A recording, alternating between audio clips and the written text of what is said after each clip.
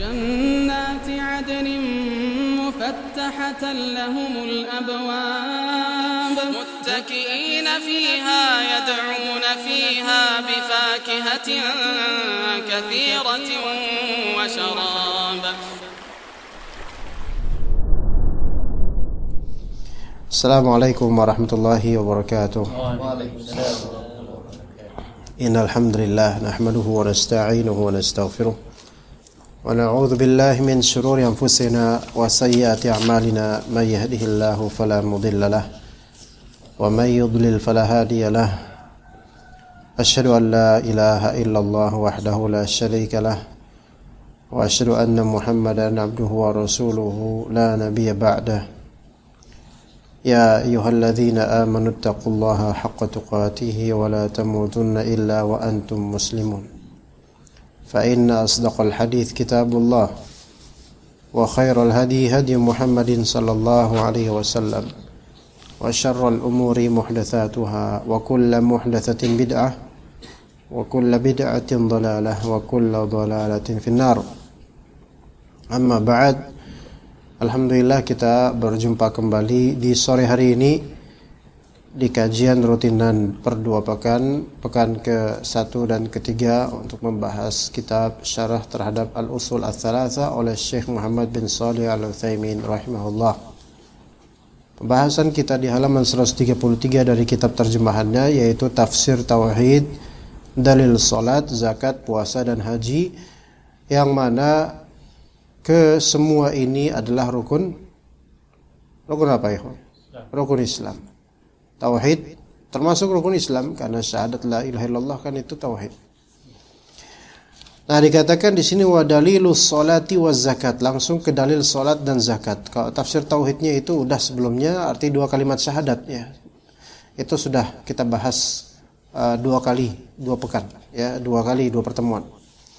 Dalil salat dan zakat, artinya yang menjadi dalil bahwa salat dan zakat itu bagian dari agama adalah firman Allah.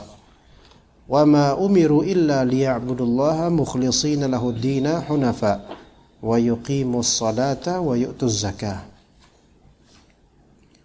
Mereka tidak diperintah kecuali supaya menyembah Allah dengan memurnikan ketaatan kepada Allah dalam menjalankan agama yang hanif. Hanif itu artinya condong kepada kebenaran, itu hanif. Lurus gitu ya. Jadi kalau ada apa-apa tuh dia tuh pilih yang benar, bukan pilih sesuai hawa nafsu atau bukan karena kecondongan terhadap dunia, tapi mana yang benar itu yang dia pilih gitu.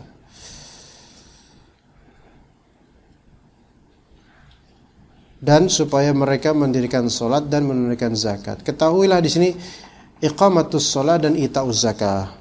Zakat itu korinnya solat. Dalam dalil dalam Al-Quran seringkali perintah solat itu disandingkan dengan perintah zakat. Wa aqimus shalah wa atuz zakah. Ayat ini umum mencakup segala bentuk ibadah dan setiap orang diharuskan ikhlas dalam beribadah kepada Allah dan mengikuti syariat Allah. Iya, jadi setiap orang harus ikhlas, tulus lillahi ta'ala, bukan ikhlas karena yang penting baik doang, tapi lillahi ta'ala. Kalau dia mau ikut syariat Allah harus tulus. Ini kalimat seolah simpel loh, tapi prakteknya itu luar biasa payahnya bagi orang-orang yang diuji oleh Allah. Ikhlas dalam beribadah, ikhlas dalam mengikuti syariat. Apakah kita sudah bertanya pada diri kita, sudahkah kita ikhlas dalam beramal? Sudahkah kita ikhlas dalam mengikuti syariat Allah? Gitu. Mengikuti syariat Allah. Di antara syariat Allah Azza wa Jalla sedekah sunnah. Kadang mengikuti syariat ini gak ikhlas. Tahun-tahun politik ini, tahun-tahun banyak orang kehilangan keikhlasan karena menempatkan dunia dan jabatan di atas segalanya. Kadang-kadang agama ditunggangi demi jabatan dan harta. Bagaimana ini bisa disebut ikhlas? Gitu. Ya, tahun-tahun ini tahun-tahun yang sebenarnya musibah bagi banyak orang, karena kebanyakan orang mereka menenggelamkan diri di perkara-perkara dunia. Dan Ana sangat-sangat menasihati diri Ana dan juga antum agar berpaling dari masalah-masalah dunia ini dan lebih fokus ke ilmu dan amal. Ilmu yaitu antum cari ilmu. Amal yaitu amalkan apa yang antum tahu dari ilmu. Dan jangan sibukkan diri dengan berita-berita kehadiran atau ketidakhadiran antum di pemberitaan, atau antum ngurus atau enggak, itu tidak akan merubah keadaan cuma. Ya, yang ada justru kita kalau ikutan berita tentang masalah-masalah politik kekinian, itu kita yang hanyut dengan kesia-siaan. Taib, kemudian kata Allah Azza wa Jalla tadi, ya, wa ma umiru illa liya'budullaha mukhlishina lahud-din hunafa wa yuqimus shalah wa yutuz zakah. Ini termasuk mengikutkan sesuatu yang khusus kepada yang umum. Karena salat dan zakat juga termasuk ibadah. Jadi mukhlishina lahud-din, ad-din itu ibadah, din di sini maknanya, kemudian ditambahkan lebih spesifik yaitu salat dan zakat. Akan tetapi dalam ayat ini Allah menspesifikkan, mengkhususkan ibadah salat dan zakat karena pentingnya kedua ibadah tersebut. Salat itu suatu ibadah yang berhubungan dengan jasmani.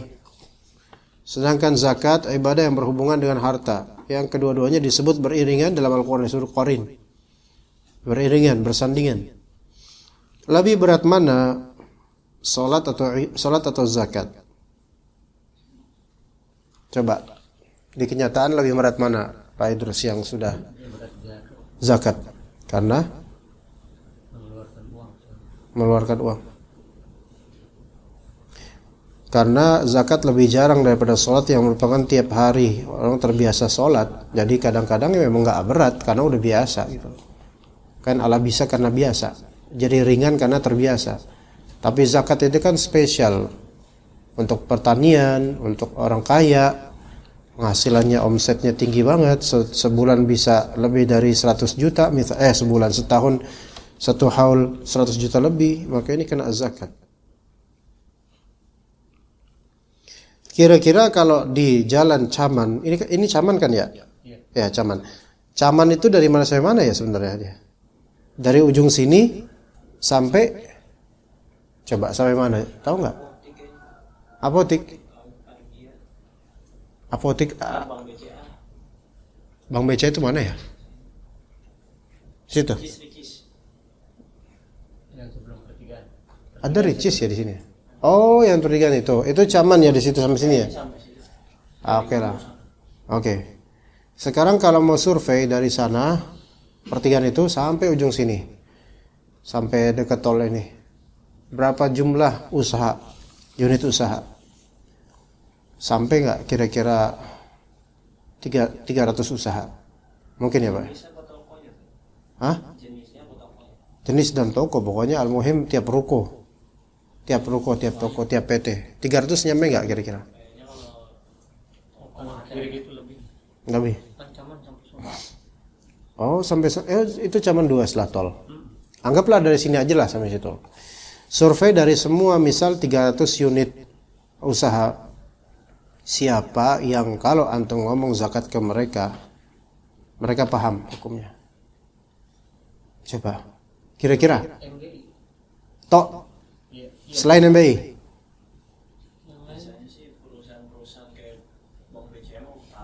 Tahu zakat.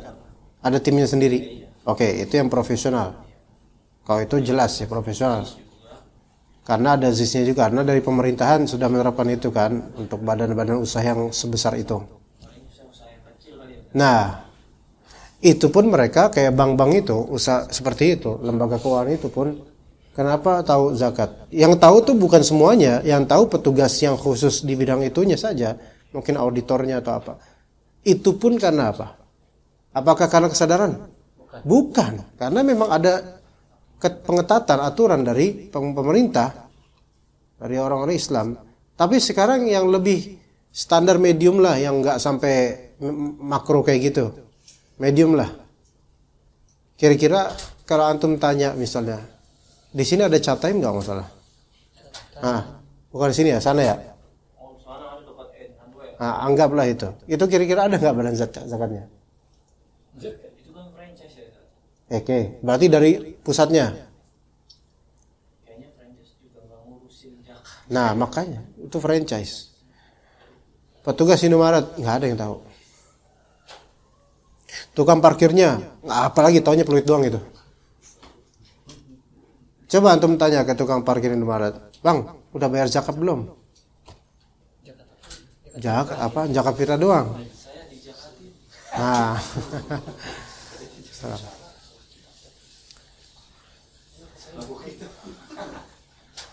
artinya persentase orang yang kenal dengan zakat padahal mereka itu usaha, itu bisa dibilang kurang dari 10% dari seluruh orang.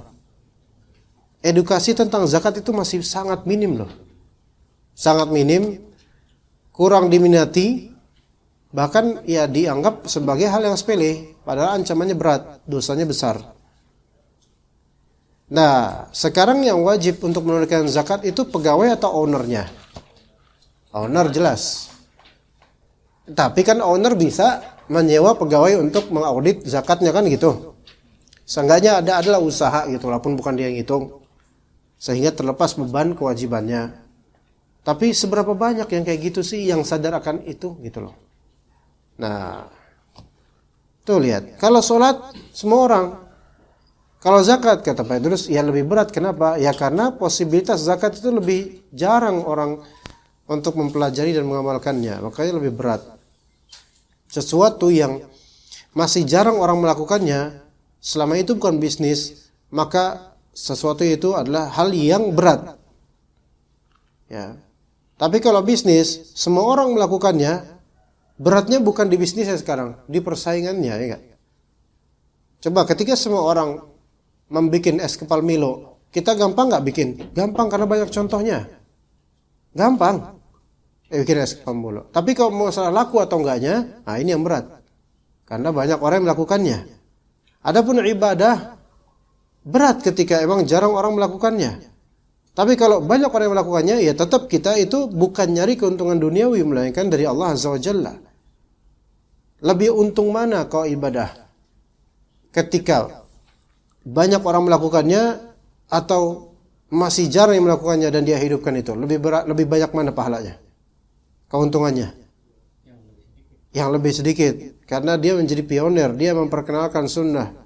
Man sanna fil islami sunnatan hasanatan kana lahu mithlu ajri man fa'ilahu la yanqusu dzalika min ujurihim syai'a. Siapa yang mengawali suatu sunnah dalam Islam yang masih jarang orang melakukannya atau enggak ada yang melakukannya, terus dia lakukan dan mencontohkan, maka orang yang menirunya itu sama dengan memberi dia pahala.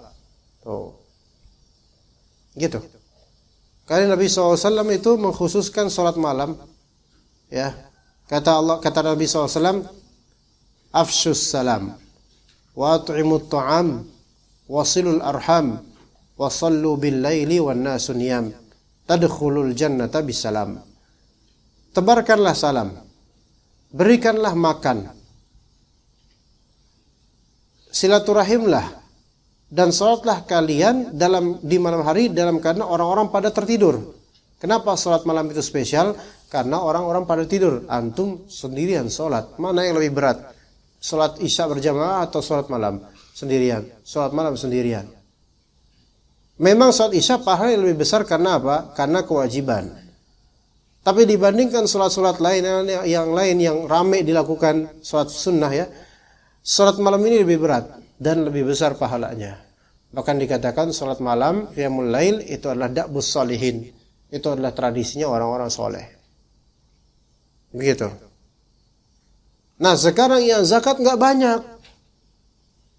Dari bisnis-bisnis yang banyak sekali dalam satu jalan Jatiwaringin itu kan bisnis semua dari awal sampai akhir itu.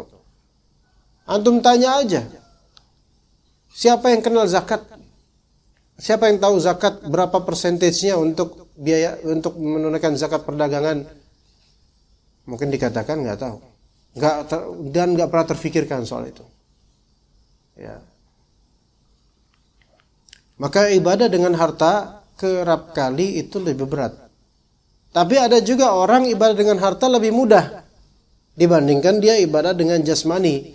Ibadah jasmani agak males. Ibadah dengan harta karena banyak hartanya maka mudah.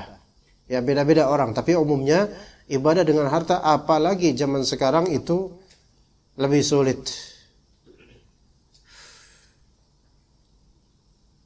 Ya. Kemudian wadzalika dinul qayyimah, dan dengan yang demikian itu yaitu menjalankan agama dengan ikhlas dan lurus, mendirikan salat dan membayar zakat, itu adalah agama yang lurus. Yang tidak ada penyelewengan sedikit pun di dalamnya. Karena agama ini datang dari Allah dan agama Allah itu bersifat lurus. Apa maksud lurus di sini? Lurus dalam artian condong kepada kebenaran, istiqamah.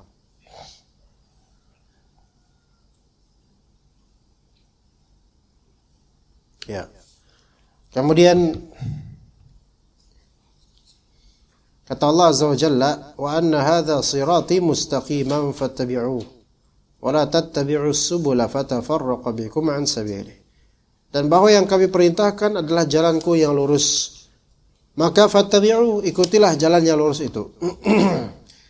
Wa la tattabi'us subul, dan janganlah kalian mengikuti as-subul, jalan-jalan yang lain. Antum lihat di sini sirat disebutkan singular, satu, sirat satu. Tapi subul itu jama', dari sabil jamaknya subul. Apa faedah dari kenyataan ini? Bahwasanya jalan yang lurus, siratal mustaqim, itu only one. Sedangkan subul, it's too many, sangat banyak. Enggak cuma satu, banyak. Ya. Maka karena banyaknya jalan-jalan kesesatan itu, fatafarraqa bikum an sabilih, itu mencerai-beraikan kalian dari jalan siratal mustaqim. Sekarang kalau lihat aliran Islam, aliran muslimin, banyak aliran. Partai banyak. Coba antum tahu sekarang partai berapa banyak? Ini enggak memperokan ke partai manapun, cuma kita lihat kenyataan partai berapa banyak sekarang. Jumlah partai di Indonesia sekarang how many? Anda pengen tahu karena udah enggak pernah. 12 partai peserta pemilu 2024. 17 partai politik. 17 partai politik. Sekarang kalau antum melihat tahun 1998 99 setelah reformasi lengsernya Pak Soeharto, jumlah partai 48 partai. Sebelumnya ada berapa? Cuma 3 kan? Iya. Antum dulu apa dulu? Anak P3. Yang Islam biasanya P3 dulu. P3, Golkar, PDI. Yang paling buncit dulu PDI. Yang paling tinggi Golkar. Kemudian P3. Kalau kameramen anak itu kayak P3 itu. Tapi sepertinya baru terbit ya. Itu tahun 99 itu atau 98 kan itu kerusuhan 97 98. Dari 3 menjadi 48. Iya. Sekarang 17. Taib. Lihat ya, kita bisa mengajak dari sini ya.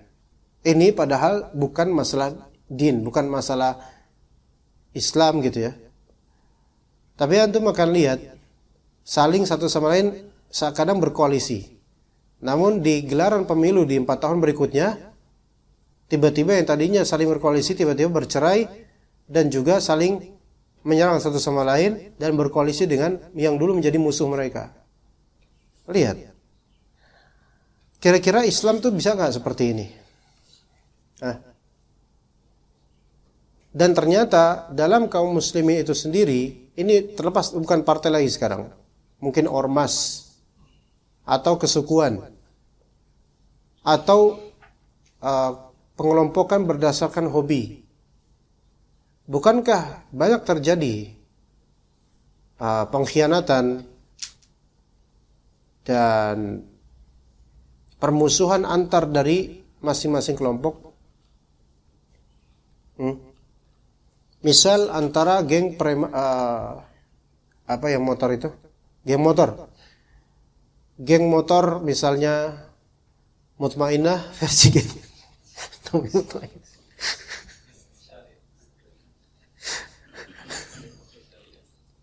Geng motor Mutmainnah lawan geng motor Abu Junaid.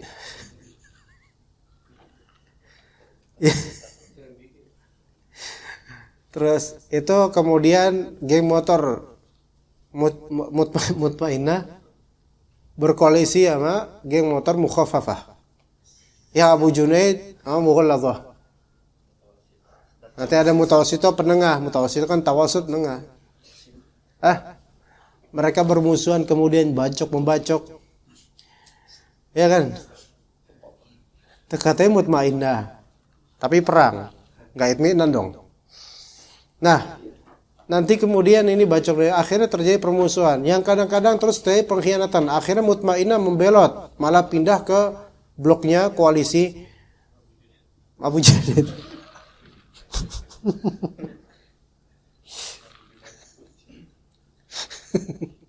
Abu Junaid, ya, nggak ada wibawanya sama sekali itu Abu Junaid itu. Tapi keren. Abu Junaid gitu kan. Semua membernya wajib berjenggot. Masya Allah. Serem itu. Nah, akhirnya terjadi pertumpahan darah. Suf, ini gara-gara apa coba antum lihat? Apa gara-gara Islam? Gara-gara hobi. Apakah ini terjadi nggak di masyarakat kita? Ya terjadi, subhanallah. Nah, STMJ, ya kan? Sama STMK emang ada? SMK? Iya. T-nya temulawak ya. Nah kemudian itu sekolah. Harusnya belajar tapi tawuran. Enggak. Tuh. Terjadi kayak gitu. Gimana mau siratal mustaqim kalau jalur-jalur kesesatan, penyimpangan, kemaksiatan, kebid'ahan itu dilalui, diikuti gitu loh. Ya. Siapa dulu yang antum di antara antum STM supaya bawa arit? Bukan ke sawah bawa aritnya malah ke sekolah. Kan salah tempat. Dititipin di kantin. Anak-anak pesantren nggak ada kayak gitu. Ya insting aja. Bisa ngetahui orang jahat di mana gitu kan? Iya. Nitipnya di kantin. Ntar pas selesai sekolah diambil senjatanya, dibawa tas, ngompreng bareng. Terus pet di jalanan. Dulu bahasanya pet itu apa namanya? Duel apa? Ya berantem gitulah, ya tawuran gitu. Iya, bacok-bacokan sampai ada meninggal. Apakah ini kan wala tattabi'us subul fatafarraqu bikum an sabili, inilah karena mengikuti jalur-jalur menyimpang akhirnya bercerai-berai. Padahal coba kalau kita pikirin benefitnya apa sih gitu kan? Ini karena mengikuti firqah-firqah dan jalur-jalur maksiat gitu loh. Sekarang ada jalur maksiat lainnya yang mengikuti syahwat dan hawa nafsu karena pengen ngedapetin fulus gitu kan atau ngerampok. Contohnya Cisaga zaman dulu, tahu Cisaga? Mesti orang Ciamis tahu Cisaga. Kan Cisaga ke arah Raja Desa itu kan dulunya kan terkenal dia ya bukan angker itu apa ya namanya. Banyak begal zaman itu. 90-an, tahun 90-an atau 2000-an awal. Kok sekarang udah rame. Nah sekarang orang-orang kalau dulu lewat situ naik motor ngeri sendirian. Karena bakal dijerat pasal. Dibegal, bukan dijerat pasal, salah. Dijerat apa? Apa namanya? Kan pakai inian, pakai kawat gitu. Dijerat, akhirnya kejiret. Bahasa Betawi kejiret. Kejiret tuh ya kesandung kena itu lagi naik motor gitu kan. Set, kena. Kadang-kadang udah kebekas gini terus udah kesayat gitu bisa terjadi. Itu kadang di Cisaga kayak gitu. Kadang ada cara lain juga. Terus dilucutin dah harta-hartanya. Anda tanya ke tukang ojek di situ yang mangkal malam-malam. Cisaga waktu Anda sampai di situ jam 2 pagi, Ana mau ke arah daerah Rancah, lah di Harja, sama tukang ojek, cerita dia. Terus saya tanya, di sini udah nggak ada lagi bang begalnya? Wah sekarang mah udah pada tua orangnya. Ya iya, karena begalnya yang dulu tahun 90-an tinggal legenda doang itu, sebagian mereka ada yang mati karena dikeprukin orang, ada yang udah karena harta haram terus berumah tangga dari harta haram dan ngerasa perihnya hasil dari harta haram, anaknya durhaka lah, istri membelot dan seterusnya. Akhirnya pada taubat ya, sekarang taubat. Makanya sisanya udah nggak ada lagi pembegal. Paling yang begal mungkin setan, kuntilanak paling nampak show off gitu kan. Iya. Jadi show mereka. Gitu. Nah, jadi sampai orang-orang itu gara-gara syubhat apa di pikiran mereka untuk cari duit ya kayak gitu loh. Rela di semak-semak tengah malam berkonspirasi. Coba ngapain sih Pak? Di semak-semak malam-malam berkonspirasi. Ngapain? Supaya dapat fulus kayak gitu. Lebih mulia antum dapat fulus apakah harus ke semak-semak? Ya coba aja kalau mau sekarang. Tapi apa artinya ngapain kayak gitu kan? Tuh lihat ada yang seperti itu.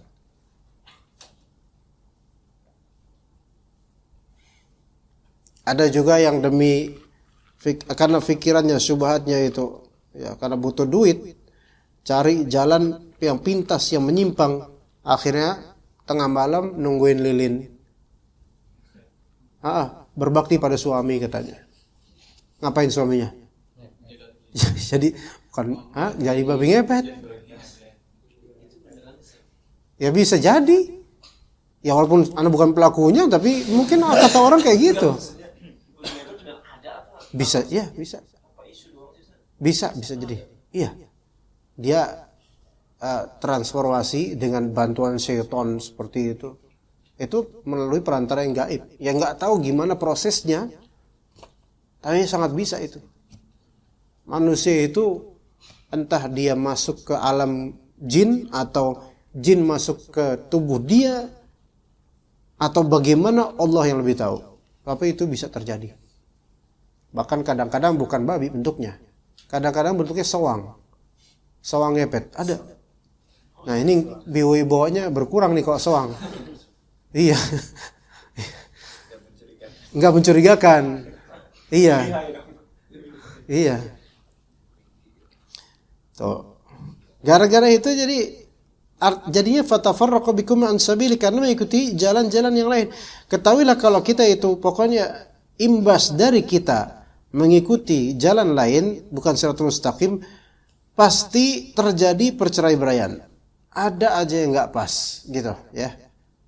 Pernah seorang dukun tuh ketika anak komunikasi sama dia, Anda nggak tahu keluarga gimana, cuman Anda bilang, kamu dukun, bapak ini dukun, nyakitin orang, anak orang bapak sakitin.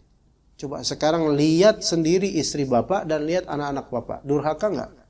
Iya Ustaz, durhaka Ustaz. Tuh, hasil dari perdukunan bapak, taubat Pak.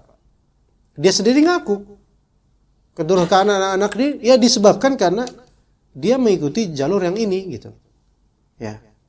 Antum nggak bakal mendapatkan seorang dukun anaknya lulusan UIM semua, nggak ada.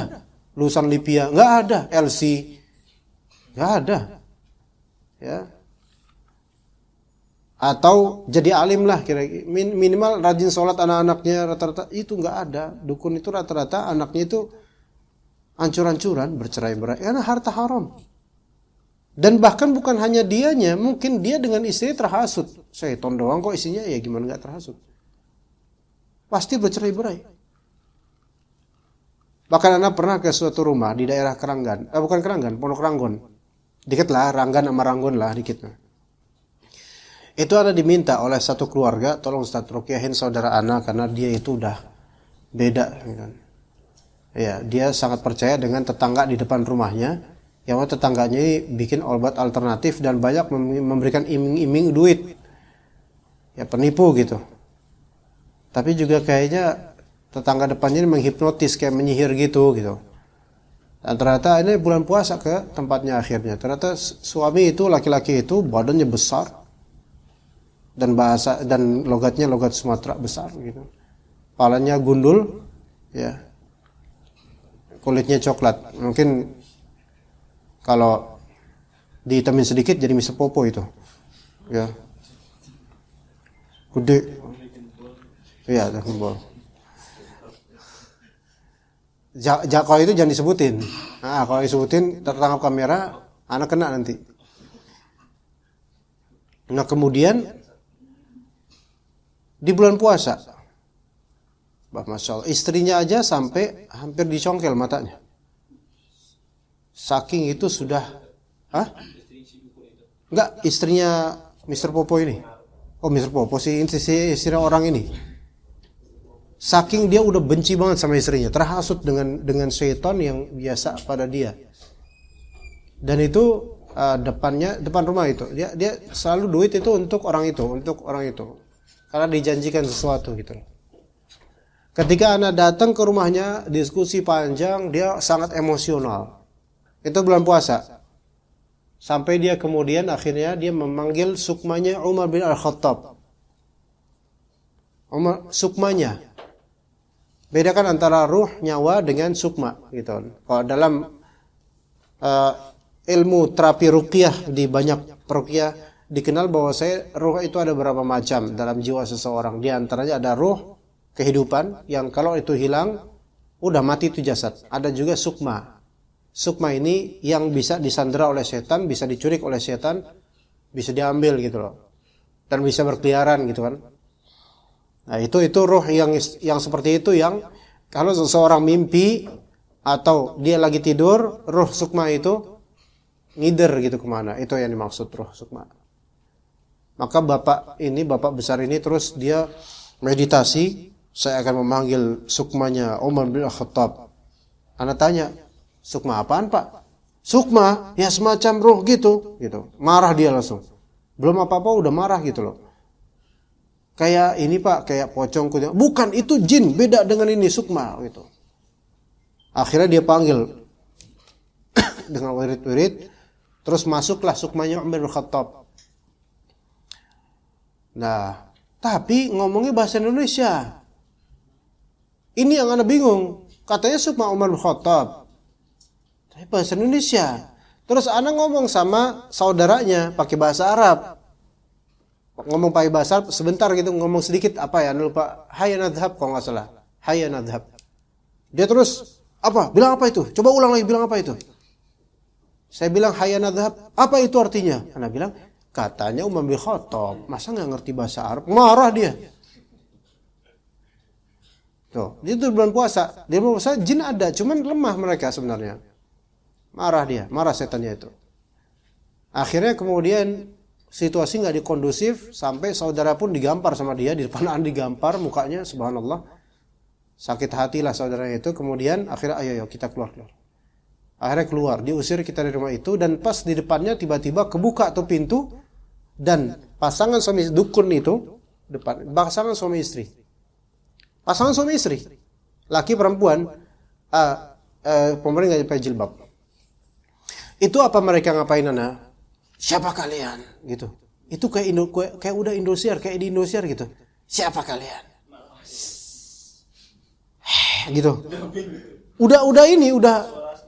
Udah suara ini setan. Gitu. Siapa kalian? Gitu. Kayak gitu. Terus mendesis. Ada pengen jawab. Ini apa tahu antum pakai ular apa gitu kan? Tapi kayaknya kayak siluman kobra gitu. Siapa kalian? Gitu. Belum tahu siluman ular kadut kayak gimana gitu kan. Itu sampai mendesis. Gitu dari mulutnya gitu. Orai ini mah. Gitu kan? Ular, ya siluman ular. Setannya keluar gitu karena mereka emosi karena apa? Ada berusaha membongkar rumah yang mereka sesatkan gitu loh. Jadi ketika anak keluar dari rumah itu, mereka langsung menyambut. Siapa kalian? Ngapain kalian? Jangan urus kami. Udah itu urusan kami. Digituin. Udah kayak kaca benggala gitu bahasanya gitu loh. Kayak tutur tinular gitu, kayak bahasa-bahasa lawas gitu loh. Kan coba kalau misalnya antum ketemu dia orang biasa kan sekarang kan enggak ada yang siapa kalian? Ada apa datang kemari? uruslah urusan kalian sendiri, jangan urus urusan. Itu kan kayak baku banget gitu loh, kayak orang kerajaan gitu loh. Iya, gitu. Untung nggak ngomong tenang saja Kisanak. Iya, tenang saja Kisanak. Kita tunggu sampai purnama kelima. Gara-gara ikut dengan dukun-dukun ini, akhirnya laki-laki itu ya sekeras itu dengan istrinya, sampai hampir membunuh, hampir mencongkel matanya. Akhirnya istri pergi gitu kan. Ya terjadi hal-hal seperti itu. Tuh, wala tattabi'us subul fatafarraqu bikum an sabili. Kalau mengikuti jalan-jalan menyimpang, akhirnya apa? Ya itu, jadi terjadi perceraiberaian tanpa hak, ya. Nah, di samping berisi tentang ibadah dan salat, ayat di atas juga memuat hakikat tauhid, yaitu memurnikan ketaatan hanya kepada Allah tanpa mengotorinya dengan kemusyrikan. Barang siapa tidak memurnikan ketaatan pada Allah, maka dia belum tergolong orang yang bertauhid. Demikian pula orang yang menjadikan ibadahnya untuk selain Allah, dia juga belum tergolong orang yang bertauhid. Kemudian dalilus siyam, dalilnya puasa. Dalilnya puasa. Maksudnya menjadi dasar atas wajibnya puasa itu apa? Firman Allah Subhanahu wa taala, "Ya ayyuhalladzina amanu kutiba alaikumus shiyam kama kutiba alal ladzina min qablikum la'allakum tattaqun." Ya, ini udah masyhur sekali makna ayatnya dan maknanya. Di setiap jelang Ramadan atau awal Ramadan itu dibawa terus ayat ini, ya. Dan sebagaimana diwajibkan puasa atas orang-orang sebelum kalian, ini mengandung beberapa faedah. Pertama, pentingnya ibadah puasa. Pentingnya ibadah puasa, di mana ibadah puasa tersebut juga diwajibkan atas umat sebelum kita. Ini menjadi bukti bahwa ibadah puasa sangat dicintai oleh Allah Azza wa Jalla dan seluruh umat wajib menjalankannya. Nah, berikutnya, yang kedua, keringanan yang diperoleh umat Muhammad SAW, yang mana puasa tidak hanya diwajibkan atas mereka sendiri. Ya, mungkin puasa tersebut terasa berat bagi jiwa dan badan. Jadi bukan hanya untuk mereka, tapi umat-umat sebelumnya juga melakukan itu sehingga sehingga terasa lebih ringan. Ya, karena kalau kita melakukan sesuatu yang berat dan kita tahu bahwa orang-orang sebelum kita pun melakukannya, itu jadi rasanya lebih ringan jadinya. Ketiga, ayat ini memberikan isyarat bahwa Allah Ta'ala telah menyempurnakan agama Islam bagi umat ini. Ya. Dan di mana Allah Ta'ala telah menyempurnakan beberapa keutamaan baginya melebihi yang telah diberikan kepada umat terdahulu. Kata Allah Azza wa Jalla, "Ya ayyuhalladzina amanu kutiba alaikumus siyamu kama kutiba alal ladzina min qablikum." Ya, ini la'allakum tattaqun, agar kalian bertakwa. Agar kalian bertakwa kepada Allah dengan puasa kalian dan dengan apa yang ketakwaan bisa dicapai dengannya. Sifat takwa memberikan konsekuensi tertentu sebagaimana disebutkan dalam hadis Nabi SAW, "Man lam yada' qawla zur wal 'amala bih, falaysa lillahi hajatun fi an yada'a ta'amahu wa syarabah." Barang siapa tidak meninggalkan perkataan dan perbuatan keji, maka Allah bukan tidak butuh, ya. Hajat di sini maknanya ya tidak memberikan imbalan, tidak ada imbalan dari Allah Azza wa Jalla terhadap puasa. Yang kalau cuma ninggalin makan minum doang itu nggak ada imbalannya. Kalau enggak, ya cuma nggak makan nggak minum, sah puasanya. Namun karena dia tidak mentazkiyatun nufus pada puasanya, maka dia nggak dapat pahala dari itu. 35. Dalil wajibnya haji adalah firman Allah, "Walillahi 'alan nasi hajjul bait." Haji adalah kewajiban manusia terhadap Allah Azza wa Jalla. Ayat itu turun di tahun 9 Hijriah. Jadi haji itu turun di tahun 9 Hijriah. Maka dalam beberapa hadis, ya, Rasulullah SAW memerintahkan seseorang atau beberapa kaum di antara wafdu Abd Qais, yaitu utusannya Abd Qais. Rasulullah perintahkan untuk mereka 4 hal dan larang untuk mereka 4 hal. Memerintahkan untuk mereka syahadat, la ilaha illallah, salat, zakat, puasa, ya. Namun tidak disebutkan pada jihad.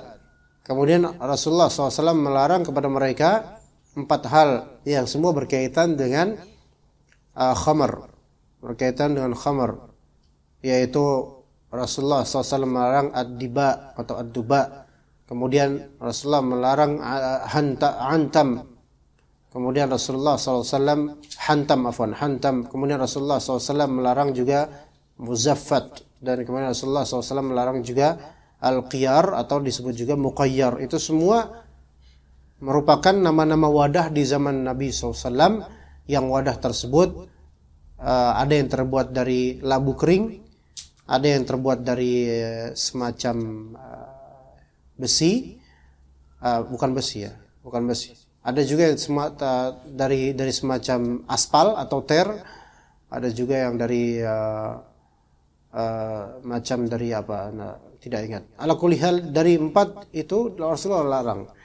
Dan Rasulullah perintahkan di sini syahadat, salat, zakat, puasa tanpa haji. Kenapa? Karena itu kisaran tanggal mungkin tahun 4 atau 5 Hijriyah. Sedangkan haji baru disyariatkan tahun 9 Hijriyah. Makanya enggak disebutkan. Ya.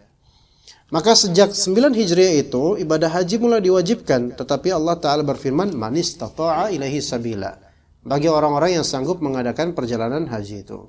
Ini menunjukkan bahwa bagi yang tidak memiliki kemampuan atau belum, maka kewajiban haji tersebut gugur atasnya, belum diwajibkan. Dalam firman Allah Ta'ala, wa man kafara fa innallaha ghaniyun 'anil 'alamin, barang siapa yang kufur mengingkari kewajiban haji, maka sesungguhnya Allah Ta'ala maha kaya, tidak memerlukan sesuatu dari semesta alam. Ini terdapat dasar dan dalil yang menunjukkan kufurnya orang-orang yang mengabaikan ibadah haji sementara ia mampu menunaikannya. Ini bahaya. Dia memiliki kekayaan tapi dia enggak mau haji. Ya. Tetapi kufurnya tidak menyebabkan dia keluar dari Islam. Kufur ini kufur asghar.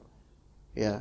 Ini menurut jumhur ulama berdasarkan perkataan Abdullah bin Syaqiq, sahabat-sahabat Rasulullah SAW tidak memandang kufur terhadap orang yang meninggalkan sesuatu dari ajaran Islam kecuali salat. Kalau meninggalkan salat maka ini jelas kufur. Meninggalkan haji padahal mampu, itu selama dia tahu haji itu wajib atasnya, maka dia tidak kufur. Tapi kalau dia menyangkal haji itu enggak wajib atas muslim, maka dia menjadi kufur. Ya begitu, wallahu a'lam. Ya, insyaallah pada pertemuan mendatang kita lanjut ke masalah atau tema iman insyaallah taala. Sallallahu ala nabiyina Muhammad wa ala alihi wa sahbihi ajmain. Ada soal? Fadal. Bismillah. Assalamualaikum Ustaz, Afwan izin bertanya mengenai sholat Ustaz. Bagaimana jika kita mendapat kabar dari sesama jamaah gitu Ustaz, dia menyampaikan bahwa tentang waktu sholat zuhur gitu Ustaz. Ya. Dia mengatakan waktu sholat zuhur yang zuhur bukan juhur. Zuhur yang sekarang ini Ustaz belum masuk waktunya menurut dia gitu Ustaz. Ya. Karena dia bisa tahu cara ininya mengukur mataharinya gitu. Nah, kalau memang benar apa yang dia katakan, sikap kita tuh bagaimana Ustaz? Ikut jamaah yang ada apa ikut pendapat dia Ustaz? Ikut kaum muslimin. Ikut kaum muslimin. Walaupun dia bisa membuktikan, wah ini belum masuk loh waktunya, tapi mereka udah sholat gitu. Dia buktikan ke penguasa, bukan ke orang-orang awam. Orang-orang awam. Iya. Kalau dia cuma bisa buktikan ke orang awam, ini hanya bisa ini malah justru membuat keraguan di antara kaum muslimin. Kalau dia ngomong ke penguasa, fadl ngomong. Gitu. Jadi masalah ini bukan hanya masalah keabsahan sholat atau bagaimana doang, bukan. Itu keabsahan sholatlah bersama dengan kaum muslimin, termasuk subuh. Kalau emang dia tahu ilmunya dan dia punya tim untuk itu, maka sekarang harus diuji dulu validasi keilmuan tersebut di orang-orang yang punya kredibilitas dalam masalah ini. Ya gitu, itu satu. Kemudian kalau memang ternyata kredibel pemeriksaannya dan dia dinyatakan sahih atau bersertifikat untuk mengetahui ilmu ini misalnya, maka sok silakan dia ngomong ke penguasa supaya penguasa itu melakukan amar ma'ruf kepada kaum muslimin. Sama seperti arah kiblat. Coba kita kiblat dari dulu salah nggak dulu? Salah kan, pernah kan? Sampai sekarang kan masjid-masjid banyak masjid-masjid lawas yang sekarang agak mencong kan? Kenapa? Karena dulu ketika awal dibangun itu ijtihad mereka, kiblat mereka ke arah yang barat yang ternyata itu salah. Oke. Nah sekarang orang-orang yang kemudian kan muncul orang-orang yang meragukan, akhirnya dengan ilmu mereka kemudian meriset dan ternyata emang salah. Nah yang kemudian siapa yang kemudian diinfokan? Ya penguasa. Akhirnya diiklankan, disebarkan bahwasanya ada kesalahan terjadi pada pengarahan kiblat. Begitu. Karena kalau cuman ke antar jemaah saja, itu akan menjadi taswis di antar jemaah. Sehingga terjadi keraguan dan perpecahan. Ini yang lebih besar buruknya daripada mereka salah dalam mengikuti ijtihad kiblat atau waktu sholat. Begitu. Hukum orang itu bagaimana? Hukumnya orang itu? Ya apa hukum orang, maksudnya apa hukum? Ya, dia bersikap seperti itu. Itu urusan dia dengan ini, udah kelas, biarin aja. Biasanya orang yang menyendiri seperti itu, biasanya keras jadinya dia. Biasanya ya, keras. Apalagi kalau belum ada yang mau dengerin dia, makin kesel biasanya gitu. Gini loh, hal-hal kayak gini sebaiknya udah, kalau kaum muslimin memang sudah masyhurnya mereka pada saat itu dan juga di aplikasi-aplikasi dan penjadwalan seperti itu, ya udah. Bahkan dia sampai mengatakan kalau belum waktunya kan nggak sah. Terus kalaupun matahari masih di atas kan itu ada dalilnya, haram sholat katanya. Ana malah merasa jangan-jangan emang nggak tahu dah apa dia nggak ngerti apa gimana.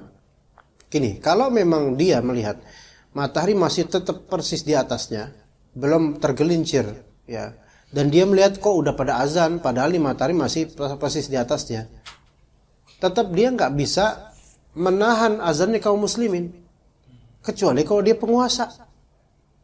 Penguasa pun juga nggak sembarangan memberikan decision ini.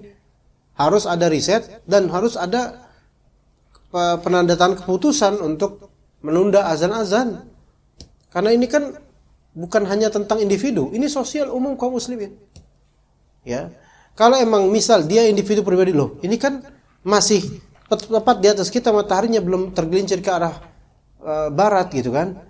Maka ya udah minimal untuk dirinya sendiri. Itu aja dulu. Bolehlah mungkin dia ngajak orang diskusi. Ini kan masih dia Pak, gimana menurut antum nih? Tapi dia nggak bisa mempengaruhi orang untuk itu. Karena orang-orang udah berdasarkan apa yang mereka persangkakan, mengikuti ijtihad, waktunya sekian gitu. Jadi sebaiknya kalau emang dia tahu akan hal itu, ya udah untuk dirinya aja atau untuk orang-orang yang di bawah kekuasaannya, seperti anak istri atau keluarga besar yang percaya sama dia, maka fadl lawain. Tapi untuk ke seluruh kaum muslimin enggak. Kenapa? Ini akan menimbulkan iftirak, perpecahan gitu. Ya, seperti itu ya. Baik Ustaz, syukran jazakallahu khairan. Wa iyyakum jazakumullah khairan. Kecuali kalau dia ustadz ya. Kalau dia ustadz mungkin dia cukup mengajarkan bahwasannya coba Bapak-bapak cek sendiri apakah ketika azan matahari masih persis di atas dan enggak ada bayangan, kalau itu waktu dilarangnya sholat, itu benar. Ajarkan itu, tapi enggak boleh kemudian ketika lagi azan terus ngelarang orang-orang untuk datang sholat zuhur, jangan. Udah biarin aja mereka sesuai dengan persangkaan mereka begitu, karena itu bisa menimbulkan perpecahan. Seperti itu, wallahu a'lam. Ya, kita cukup sampai sini insyaallah. Sallallahu ala nabiyina Muhammad wa ala alihi wa sahbihi ajma'in. Subhanakallahumma bihamdika asyhadu an la ilaha illa anta astaghfiruka wa atubu ilaik. Wassalamualaikum warahmatullahi wabarakatuh.